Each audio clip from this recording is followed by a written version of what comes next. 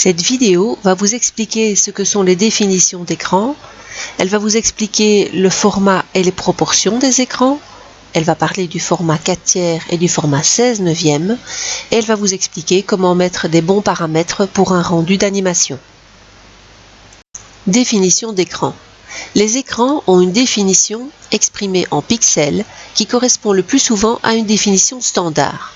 Vous en avez ici quelques exemples. En fonction de la taille physique de l'écran, le nombre de pixels affichés par pouce peut varier. Cela s'appelle la résolution. Celle-ci est exprimée en dpi, dot per inch, ou bien pixels par pouce en français. Les écrans classiques fonctionnent à 72 dpi, mais certains écrans, comme les écrans Retina par exemple, ont une définition plus élevée, de 150 dpi et plus. Format et proportion d'écran. On entend souvent parler de format standard 4/3 ou 16/9. Qu'est-ce que cela veut dire? Eh bien, cela représente la proportion entre la largeur et la hauteur de l'image, comme illustré ci-dessous. Dans le cas du format 4/3, par exemple, on a 4 mesures en largeur pour 3 mesures en hauteur. Et dans le cas de 16/9, on en a 16 en largeur pour 9 en hauteur. Ainsi, les formats 800 x 600 et 1280 x 960 seront des formats 4/3, tandis que le format 1920 x 1080 sera un format 16/9. Pour faire un rendu d'animation, donc en exemple, j'ai choisi une animation rapide d'une petite boule qui fait simplement quelques bonds dans une scène et puis qui sort donc de la vue. Alors, pour commencer, il faut s'assurer d'être en Eevee si on a un ordinateur pas très poussé, parce que Cycle prend vraiment beaucoup plus de temps que Eevee au niveau moteur de rendu. Donc ça, c'est une chose. Ensuite, il faut aller vérifier la résolution. Alors pour la résolution de base dans Blender, c'est 1920 sur 1080, qui est une très bonne résolution. Vous pouvez la laisser comme ça à 100%, donc quand vous faites le rendu final. Moi ici pour la vidéo, je vais la remettre à 50% pour pouvoir voir correctement les choses au niveau de ma définition d'écran ici.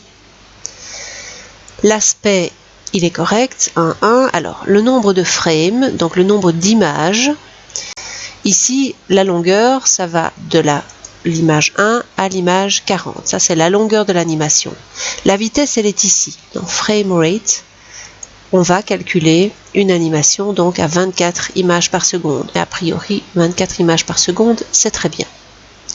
Ensuite, dans Output, moi j'ai ici mis un dossier. Donc, je vous invite très fortement à aller chercher un dossier donc, dans vos répertoires. Vous acceptez le dossier et c'est à cet endroit-là que va atterrir donc le rendu de l'animation que vous allez demander. Ensuite ici, le format de base c'est PNG, vous n'allez pas laisser en PNG, sinon vous allez avoir 40 images PNG qui vont se sauver dans votre dossier. Donc vous allez dans AVJPEG qui me permet donc d'avoir un rendu correct de l'animation. Alors, vous pouvez à tout moment, pour pouvoir regarder si vos lumières, etc. sont bonnes, faire un rendu ici de la scène. Je pousse sur F12